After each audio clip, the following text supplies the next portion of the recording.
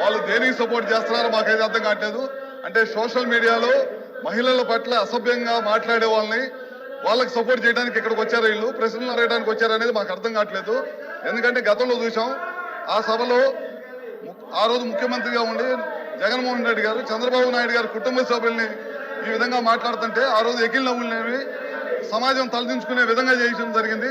తర్వాత పవన్ కళ్యాణ్ గారి కుటుంబాన్ని, అదేవిధంగా అనితా గారిని, మినిస్టర్ అనితా గారిని కాకుండా లాస్ట్కి జగన్మోహన్ రెడ్డి గారి స్వయాన చెల్లెలను కూడా ట్రోలింగ్ చేసి ఇబ్బంది పెట్టిన పరిస్థితి ఎదుర్కొందన్నమాట ఈ రాష్ట్రంలో. ఇలాంటి వాళ్ళ కోసం ఇవాళ పోడియం చుట్టుముట్టి రాష్ట్రానికి సంబంధించిన టయాన్ని ఏదైతే మంచి ప్రశ్నలు, ప్రజలకు ఉపయోగపడే ప్రశ్నలు అడుగుతున్నారో ఆ టయాన్ని అన్నింటిని కూడా వేస్ట్ చేస్తూ సమాజం తలదించుకునే విధంగా ఇవాళ సభ్యులు ప్రవర్తించడం చాలా బాధాకరమైన విషయం అని చెప్పి కూడా మీ ద్వారా తెలియజేసుకుంటూ, రాష్ట్రంలో వచ్చి ఎంతో మంది యువకుల్ని ఈ సోషల్ మీడియా పోస్ట్ అని చెప్పని లేనిమని పెట్టి వాళ్ళని అరెస్టులు చేసి చట్టాన్ని చేతిలో తీసుకోవడం ఇప్పుడు ప్రజాస్వామ్యంలో జరగలేదు. మీరు వేరే ఫార్మెట్ లో రండి, మీరు వేరే ఫార్మెట్ లో రండి. వాయిదా తీర్మానం తిరస్కరించిన తర్వాత దాన్ని అలౌ చేయడం జరగదు. వాయిదా తీర్మానం ఒకసారి తిరస్కరించిన తర్వాత అది అలౌ చేయడం అనేది సాంప్రదాయం కాదు. దయచేసి మీరు వేరే ఫార్మెట్ లో రండి. దీని మీదే కూర్చోవడానికి మంచి పద్ధతి కాదు.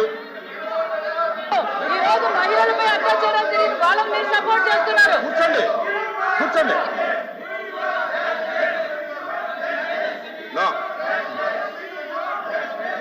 యనమల గారు శ్రీకాంత్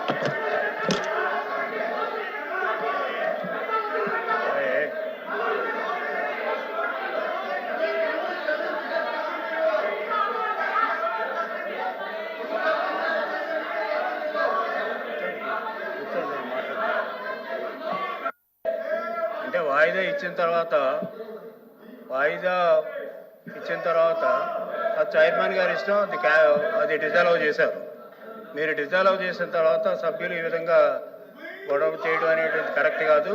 అలాగే వెళ్ళలోకి వచ్చి ప్రొసీడింగ్స్ అన్నీ కూడా ఆఫ్ చేయడం కూడా కరెక్ట్ కాదు అధ్యక్ష. వారు నిజంగా చిత్తశుద్ధి సోషల్ మీడియా మీద కానీ లేకపోతే వారు ఇచ్చినటువంటి వాయిదా తీర్మానం మీద కానీ డిస్కస్ చేయాలనుకున్నప్పుడు తమరు ఆదేశించిన ప్రకారంగా వేరే విధంగా వేరే నోటీస్ ఇచ్చి రమ్మనండి, అభ్యంతరం లేదు.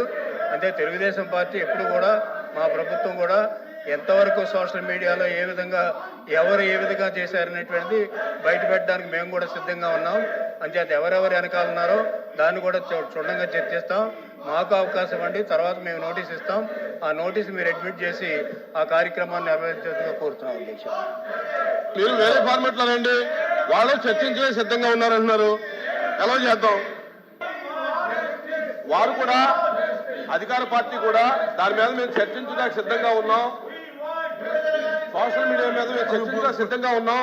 వేరే ఫార్మెట్ లో రమ్మనండి. వాయిదా తీర్మానం అయింది కాబట్టి, వారు వాయిదా తీర్మానం తిరస్కరించారు కాబట్టి వేరే ఫార్మెట్ లో రమ్మనండి. మేము సిద్ధంగా ఉన్నాం చర్చించడానికి చెబుతున్నారు. మీరు వేరే ఫార్మెట్ లో రండి. ఇప్పుడు చర్చించండి అధ్యక్ష. వెంటనే మీరు అడిగా